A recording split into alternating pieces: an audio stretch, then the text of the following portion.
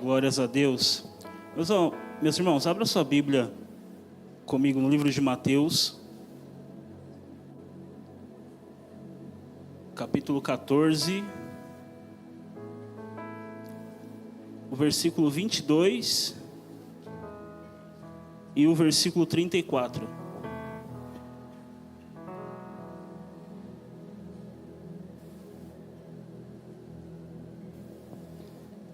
Mateus capítulo 14, verso 22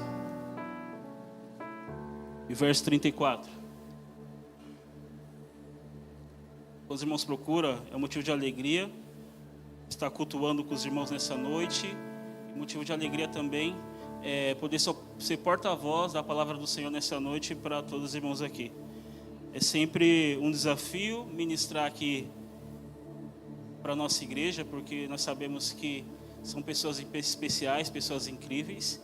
E temos também aqui pessoas bem capacitadas aqui, cheias da sabedoria e do entendimento aqui, como o pastor Arnaldo, presbítero Elson, Thales, Vitão, entre outros irmãos aqui da igreja.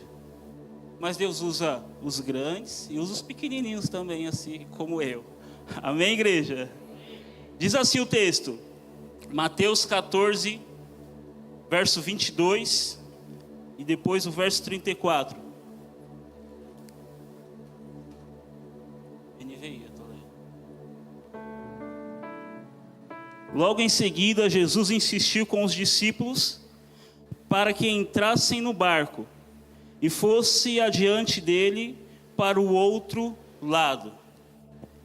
O versículo 34 diz assim: depois de atravessarem o mar, chegaram a Genezaré.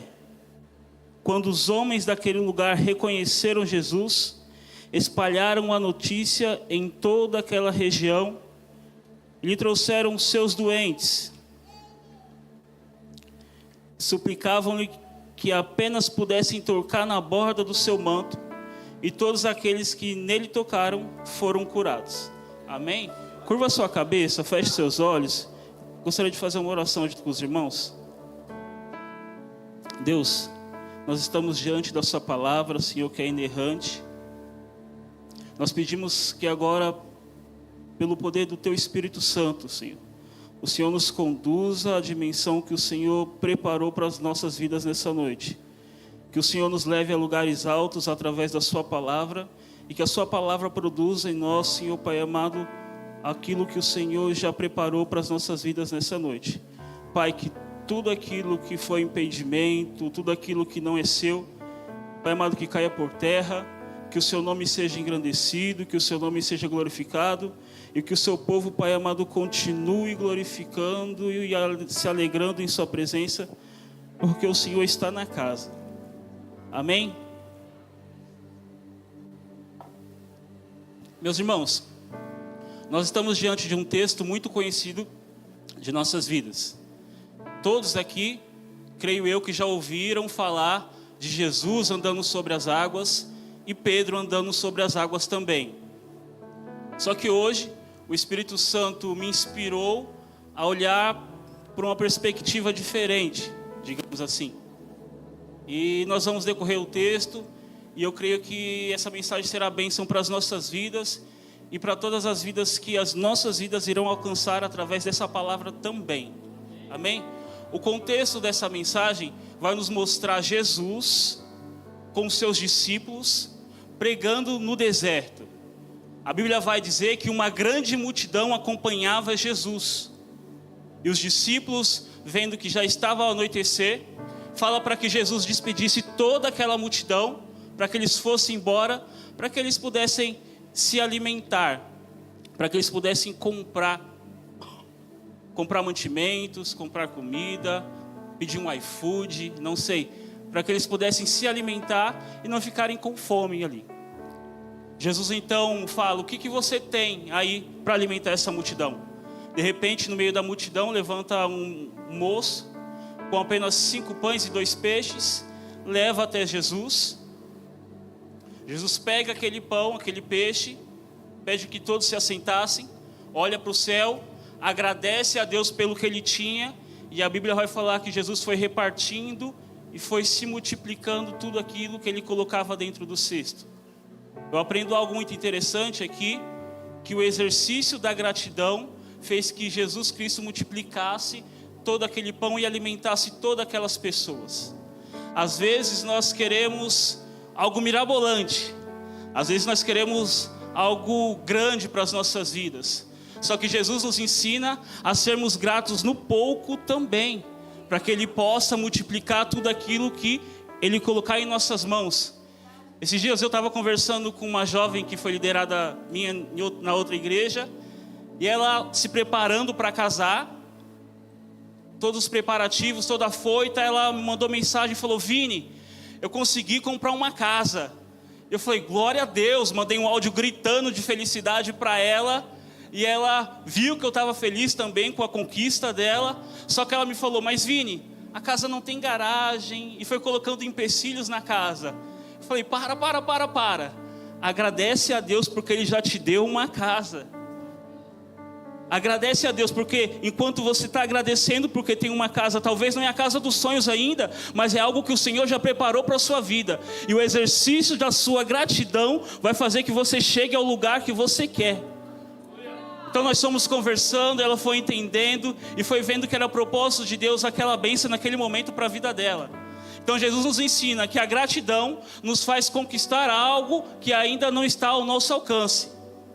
A Bíblia vai dizer que depois que Jesus alimentou toda essa multidão, Jesus insiste para que os discípulos fossem para o outro lado do mar, o outro lado do lago. E o livro de Mateus, o livro de João e o livro de Marcos, que conta essa história, vai dizer bem isso, que Jesus insistiu para que os discípulos fossem para o outro lado. Quando eu vejo que Jesus insistiu, Ele pediu mais de uma vez para que os discípulos pegassem a vida deles, entrassem dentro daquele barco, atravessassem o mar e chegassem ao outro lado. Jesus precisou insistir. E eu, olhando o texto, eu quis entender o porquê que Jesus precisou insistir para que os discípulos fossem para o outro lado do mar. Então eu entendi que a hora já era avançada, estava anoitecendo. E quando nós vemos que está anoitecendo, não é um lugar muito confortável. A noite não é um lugar, não é um ambiente, não é um período do dia muito legal. À noite, nós ficamos mais vulneráveis. À noite, nós ficamos propícios a cair em algumas ciladas. Eu trabalho como motorista de aplicativo. E logo quando eu comecei, a minha esposa falou: você vai trabalhar, mas à noite você não vai fazer nenhuma corrida. E eu ouvi as pessoas falar: mas é à noite que você ganha dinheiro. É à noite que ali o seu rendimento aumenta. Só que à noite também a gente está mais propício a cair em golpes, a ser roubado, a ser assaltado e por aí vai. A noite não é um lugar, não é um ambiente tão favorável. Às vezes você sai da sua casa de manhã, pega o seu transporte, vai trabalhar, e quando você lembra que à noite você vai voltar para casa e vai encontrar os problemas que você deixou em casa, às vezes você não quer voltar para casa e quer continuar no trabalho. À noite, quando você coloca a sua cabeça no travesseiro, é que vem todos os seus problemas, as suas dívidas, as suas preocupações, os seus sonhos na sua cabeça, que você ainda não conquistou e não realizou. A noite é o momento que a sua mente martela na sua cabeça com coisas que você ainda não conquistou. Para quem tem ansiedade, talvez a noite seja o período mais crucial, que sua ansiedade ataca e você acaba ficando sem saber o que fazer. Então eu acho que, na minha perspectiva, olhando o texto, o primeiro motivo que fez os discípulos a não irem de pronto é porque estava anoitecendo. E a noite não é um período legal do dia. E eu provo isso dentro da palavra. A Bíblia vai dizer no livro de Salmos, no capítulo 30 e no versículo 5, vai dizer bem assim: o choro, ele dura a noite toda. mas a alegria ela vem no amanhecer. A Bíblia vai dizer que Deus, na criação, Gênesis 1, ele diz: haja luz, e houve luz. E ele fez separação da luz das trevas. A luz ele chamou de dia, e as trevas de noite. Até Deus, quando fez a criação, viu que a noite era considerado trevas. A Bíblia vai dizer no livro de 1 Coríntios, que Jesus, ao repartir o pão, a Bíblia vai dizer que ele foi traído naquela mesma noite. A noite é um lugar de traição. Então, eu entendo para mim que os discípulos ficaram receosos de ir de primeiro porque estava anoitecendo. A noite estava chegando. O segundo motivo que talvez os discípulos fez que Jesus insistisse para que eles fossem, é porque estava chegando uma grande tempestade. A Bíblia vai dizer no livro de Mateus também, me falha o capítulo, que Jesus vai corrigir os discípulos, porque eles sabiam definir quando ia chover, quando não ia chover, quando ia fazer sol, quando não ia fazer sol, mas não conseguia definir quando o fim estaria próximo. Então os discípulos conseguiam entender, olhando para o céu, que viria uma chuva ou que viria sol. Então eu imagino que os discípulos olharam para o céu, está anoitecendo, e por esse tanto de nuvem, eu acho que vem uma tempestade aí em Jesus. Então é melhor a gente ficar aqui com você. Estar dentro de uma tempestade, dentro da sua casa, no conforto do seu lar, é uma coisa. Agora estar no meio de uma tempestade, no meio do mar, é uma coisa totalmente diferente, desconfortável. E era isso que Jesus estava pedindo para que eles fizessem. Entrasse no barco à noite e atravessasse o mar quando a tempestade viesse. Então por isso que Jesus insistiu. E eu tenho para mim que o terceiro ponto que fez Jesus insistir é o ponto mais crucial e o ponto mais importante. Por quê? A Bíblia vai dizer que Jesus fala para eles irem adiante, para eles irem à frente. E quando Jesus fala isso para eles irem adiante, Jesus está falando: vocês vão primeiro e depois eu vou. Então quer dizer, você quer que a gente entre no barco de noite, no meio da tempestade, e o Senhor ainda não vai conosco? Tem alguma coisa errada aí. Então eu creio para mim que são 3 pontos importantíssimos para que os discípulos não entrassem naquele barco de primeira e atravessassem.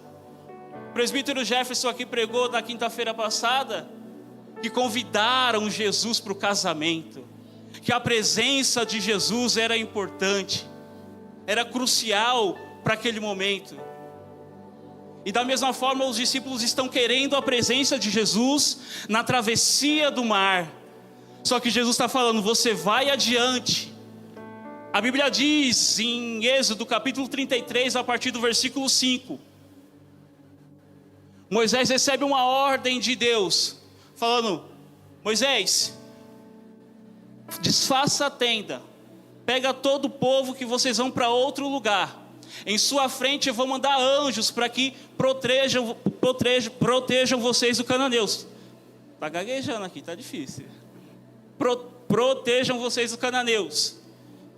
Moisés então entra na tenda do encontro, fala com Deus, e quando ele sai da tenda, ele vai falar: Deus, eu não quero nem saber quem é o anjo que você vai mandar. Se o Senhor não for conosco, nem faça a gente sair daqui. Se o Senhor não vai conosco, que a sua presença não tiver conosco, não quero anjo, não quero ninguém, eu quero a sua presença. Então eles ficam relutantes aí, porque está de noite, vai vir uma tempestade e Jesus não vai de pronto com eles. Só que eles analisam melhor o pedido de Jesus.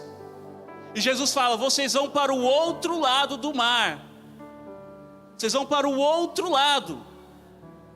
E quando Jesus fala o outro lado, Ele está dando uma direção. Ele está dando um destino. E quando Jesus dá um destino, é certeza que eles iriam chegar lá. Quando Jesus te dá um destino, não importa o que se levanta no meio do caminho, a certeza é que você vai chegar lá no seu destino. Jesus deu os destinos para eles. Eu imagino eles arrumando agora a embarcação, falando, vamos lá, né? Ele falou, ele deu os destinos, então vamos. Eles entram dentro do barco. A Bíblia vai falar que está anoitecendo. Jesus despede toda aquela multidão, sobe um monte para orar. A Bíblia vai dizer agora que passa 1 hora, passa 2 horas, passam 3 horas.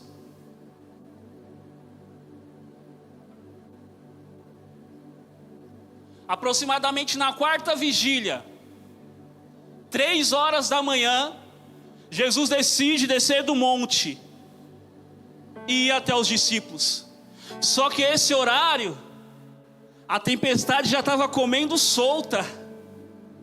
Os discípulos estavam lá à deriva no meio do mar.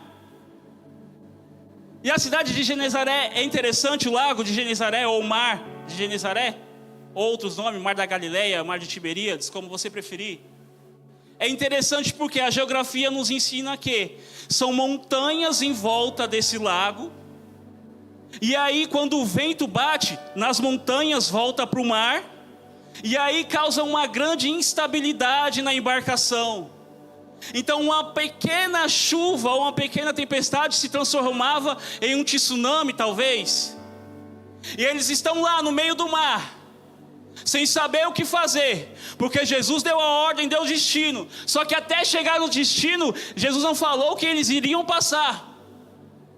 Eles estão no meio do mar. De repente eu imagino Jesus descendo no monte, vendo outras embarcações ali paradas, conjecturando, Jesus vendo uma lancha linda. Será que eu vou nessa? Não. Aí ele vê outra lancha maravilhosa, 2 andares. Será que eu vou nessa até os discípulos? Aí ele, não. Eu acho que eu vou fazer uma caminhada hoje. Eu acho que eu vou fazer um cardio hoje. Eu imagino então Jesus falando, não quero essa lancha, não quero essa embarcação, não quero nada. Hoje eu vou mostrar para os meus discípulos como é que anda sobre as águas. Aí eu imagino Jesus colocando o pé e andando como se nada tivesse acontecendo. O vento batendo, a chuva caindo e Jesus andando. Lindo e belo, caminhando. Só que a Bíblia vai dizer que os discípulos avistam Jesus. E quando eles avistam Jesus, eles ficam com mais medo ainda. E começam a gritar de medo, falando, é um fantasma. Só pode ser um fantasma. E a Bíblia fala que eles gritam desesperado. Quando Jesus no meio do mar grita, ei, sou eu.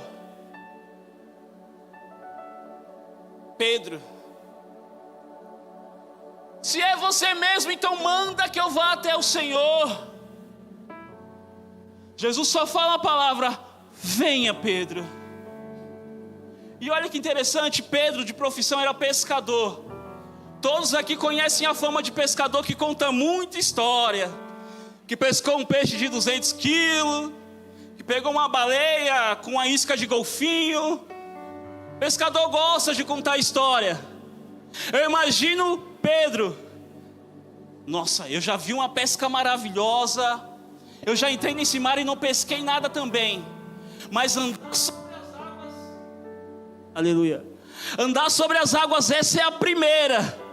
Será que eles vão acreditar isso quando eu contar lá? A Bíblia vai dizer então que Pedro, que já tinha vivido todas as experiências possíveis na pesca dentro do mar, vai viver algo surreal, inacreditável que ninguém tinha vivido. Jesus fala, Pedro, venha. Pedro não pensa 2 vezes, se debruça diante do barco, coloca um pé para fora, e eu imagino nessa hora, Jesus falando, água, mar, presta atenção. quando ele colocar o pé na água, você sustenta o corpo dele. Pela ciência, isso é impossível de acontecer, algo sólido ficar sobre algo líquido. Porque a fórmula da água é H2O, 2 átomos de hidrogênio e 1 átomo de oxigênio. Quando esses átomos se aproximam muito, igual é a água, fica líquida. Só que eu imagino Jesus falando até para a ciência: átomos, se separa aí. Por quê? Porque Pedro vai andar sobre as águas hoje. Talvez você veio para a igreja com a ciência te desacreditando, com um familiar te desacreditando, alguém lançando uma palavra contra a sua vida. Mas Jesus diz para você nessa noite, se for preciso, Ele contraria ciências, contraria estatística, contraria a lógica, contraria a palavra humana. Para quê? Para te honrar e te fazer viver o sobrenatural com Ele.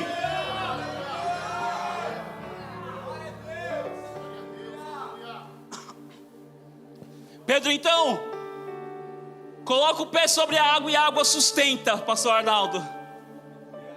Luan, ele pisa e o que é líquido sustenta. Ele dá outro passo e vai sustentando, outro passo e vai sustentando. Aquilo que talvez mataria Pedro e os discípulos serviu de estrutura, de passarela, para que Pedro vivesse um milagre único na presença de Deus. Aquilo que foi lançado para te matar, para te envergonhar, vai servir de estrutura, de alicerce, para você viver milagres extraordinários na presença do Senhor. E por que eu falo que é milagre extraordinário? A Bíblia fala aqui que Jesus alimentou mais de 5.000 pessoas. Fala que dentro do barco tinha 12 homens. Mas na Bíblia inteira, só um andou sobre as águas com Jesus. Só um andou sobre as águas com Jesus.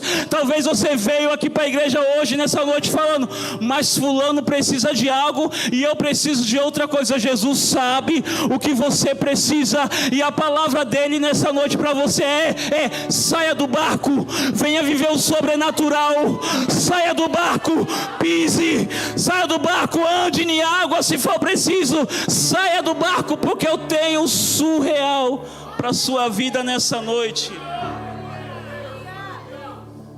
Pedro está andando nas águas. E eu acho, para mim, o que eu acho mais lindo é que Pedro está andando sobre as águas, o barco está ficando distante e o milagre já não é mais tão importante, porque ele está indo em direção, e cada vez que ele dá um passo mais próximo de Jesus, ele consegue avistar que era Jesus mesmo que estava chamando ele. Entendeu? O importante, o seu milagre é totalmente importante. Mas o que eu quero frisar nessa noite, que maior e melhor que o seu milagre é você estar andando em direção a Jesus Cristo. Maior e melhor que viver o sobrenatural é você andar com aquele que proporciona a você viver o sobrenatural na presença dele. Meu Deus. Pedro anda sobre as águas. Só que a Bíblia vai dizer que o vento que estava causando aquela tempestade, aquela bagunça no mar, sopra sobre a vida de Pedro. E por um momento ele tira a visão de Jesus Cristo. Por um momento ele deixa de andar sobre as águas e começa a afundar. Pedro então começa a afundar nas águas que ele estava vivendo o milagre. E a Bíblia vai dizer que de pronto, Jesus estava mais próximo de Pedro. Pedro e os discípulos que gritaram da primeira vez com medo, pensando que era o fantasma, Pedro vai gritar agora de uma forma diferente. E o grito de Pedro não é de desespero. O grito de Pedro é: socorro, Senhor, me ajuda. E é totalmente diferente você gritar desesperado, com medo, vendo alucinações, pensando que é fantasma, do que você gritar para aquele que pode te salvar e resolver o seu problema. É totalmente diferente você clamar para pessoas terceiras que não pode resolver a sua solução, do que você clamar para alguém que tem controle sobre toda a situação da sua vida. Pedro então está clamando e gritando para Jesus. Isaías, não me lembro o capítulo, mas Isaías vai falar aqui: a mão do Senhor não está encolhida, e o seu ouvido não está agravado para que não possa nos ouvir. A partir do momento que Pedro grita e clama, Jesus aparece bem próximo a Pedro, dá a mão para Pedro, coloca Pedro de novo sobre as águas. A Bíblia não fala se Pedro voltou para o barco andando sobre as águas, ou se voltou para o barco no colo de Jesus.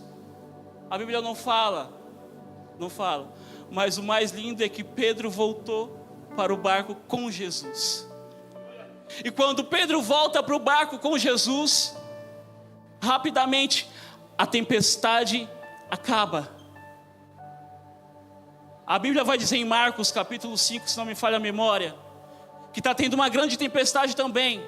Os discípulos estão passando por uma coisa bem parecida, só que nesse momento Jesus está dentro do barco, e Jesus vai gritar para o vento: vento, aquieta-te, mar, acalma-se. E eles obedeceram.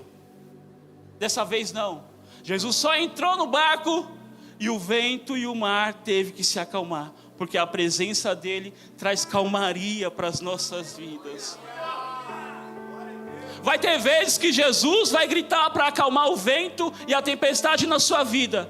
Outras vezes só a presença dele vai trazer calmaria e solução.